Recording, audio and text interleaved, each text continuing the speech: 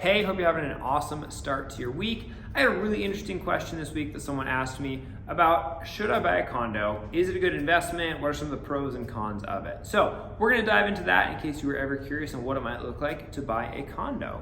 So a couple of things you wanna be aware of is that condos in Spokane historically have grown in value a little bit slower than like a standard stick-built house.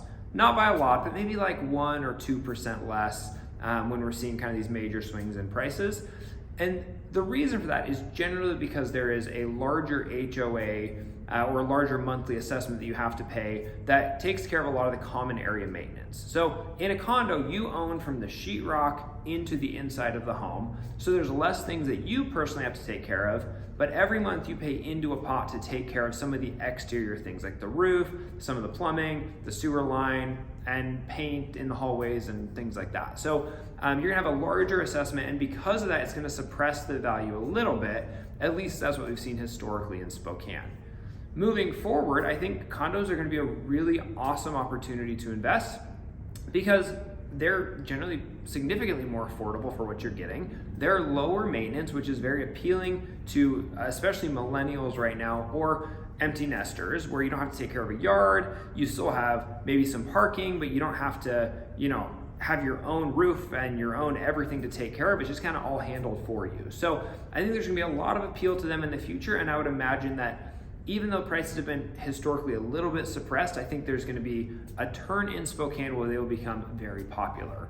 So one of the other downsides is that of course you're gonna be sharing walls and you have someone above you or below you that could be causing noise. So that's something that is something you just have to be aware of.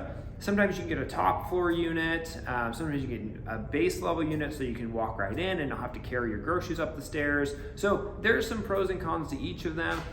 Neighbors is certainly something you have to be aware of, but generally people that live in a condo understand that they're living in a condo. Like they chose to be there, they want to be good neighbors, and have good neighbors in return. So often people are gonna be probably a little more courteous than someone might be in just a normal apartment that isn't really caring about who they're next to.